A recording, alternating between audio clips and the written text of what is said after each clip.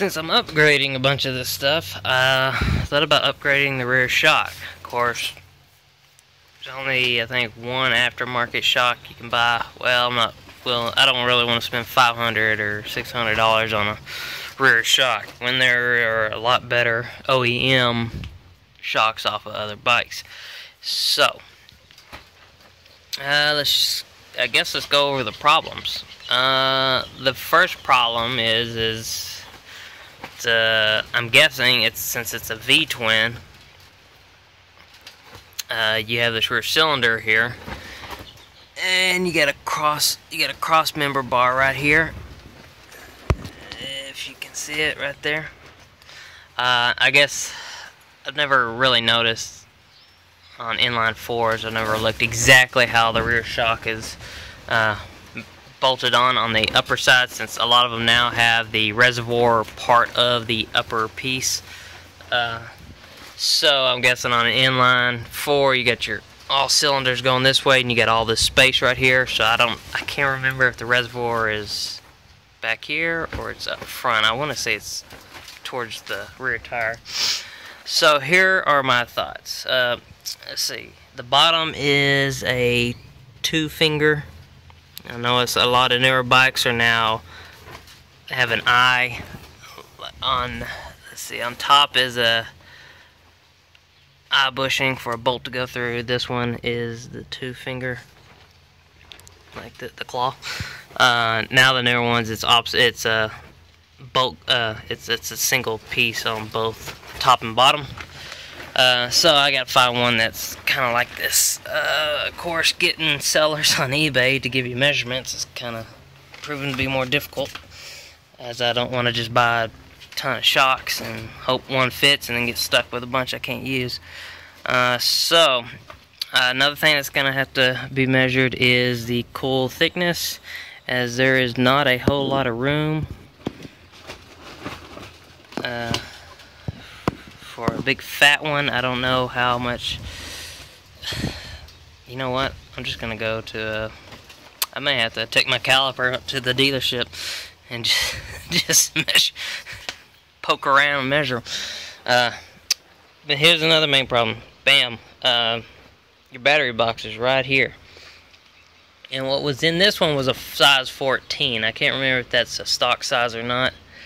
12 fits. It's just a little shorter, depending on what type of 12 model battery. Let's see. So the reservoir would be, you know, in this area right here. Now I know that I think a 94 through 96 Gt650r 750 shock will work. It has the remote reservoir with the hose, so you can, you know, come up and mount it, you know, somewhere around here.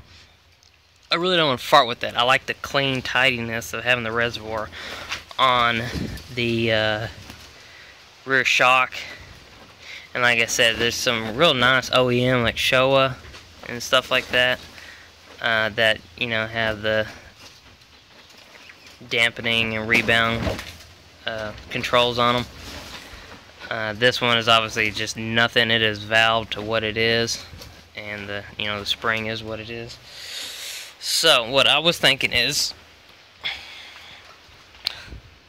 moving the battery. Going with, now this is a 12. This is a ES 12BS. You'll lose, depending, like I said, there's different models of 12s, 14s, 9s, whatever. There's actually, you can have, I've seen 2 different 9s have like a 30 different amp cold cranking amps, but they're both 9s, but I guess one's a lot bigger. But this is a size, pretty much a typical size 12 right here. And what I did is I took these bolts out, moved the rear lighting out of the way. Then there's 2 bolts right here, and this plastic drops down. Now if I were to go with this battery, what I would have to do is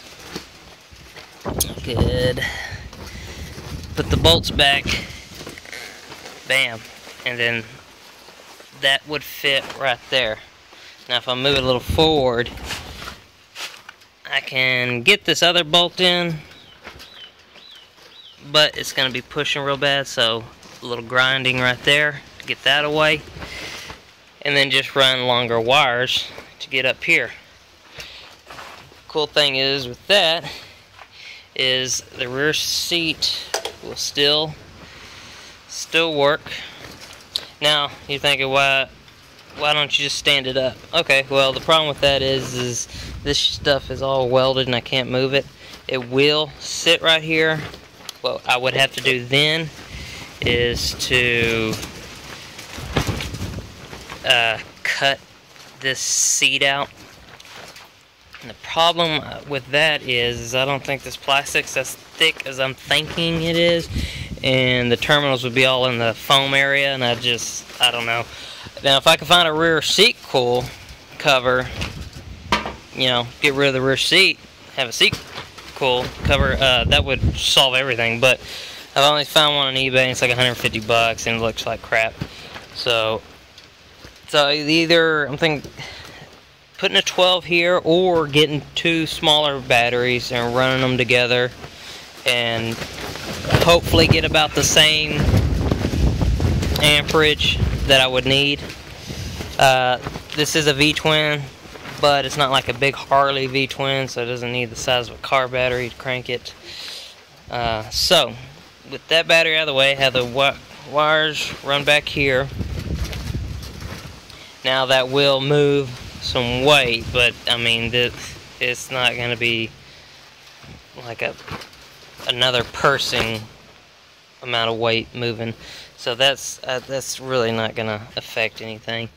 So then what you could do is, now you can see the shock right there and the reservoir would be right here. So I would leave this because one, it has this kind of deflector there to keep crap from shooting up into your shock, exhaust, engine off the rear tire, so that'd stay. So I would just take it out and trim what I need to for that reservoir to come in. So then it would be right here. But like I said, I need to get the shock I want to try that out. So I don't know. Maybe, you know, if I find one of those 96s, like for 10 bucks or something on eBay, I may just, you know, do that. But I'd really like to have like a more modern one. They look a lot tidier, and it's a lot newer. It's not, you know, 20 years old, and most of the ones I've seen are all rusted and stuff on eBay. So off those old Gt650rs. But this is just, I'm thinking about it. I've already put way more money in this thing than I've wanted to. But this is just an idea.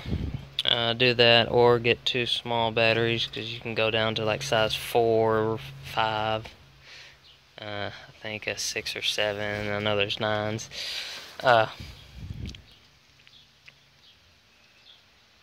Or if I know there's those lithium batteries. The problem with that, they're a lot smaller, but if you ever have a problem with them, if something were to happen to you, you have to order it. So, you know, if you're stuck on the side of the road, you're screwed. You know, if I go with, you know, regular lead battery, if there's a problem, I can just go to the store and buy one right there, whatever setup I do. So I'm just gonna stay. I know these weigh more and all that, but they're so much cheaper. Hell, I got this one marked down for 25 bucks. So it's brand new. It hasn't been filled or anything. So that's just my thoughts on trying to get a nice rear shock. And once I figure out that's what I'm gonna do, I'll make a video on how I installed it.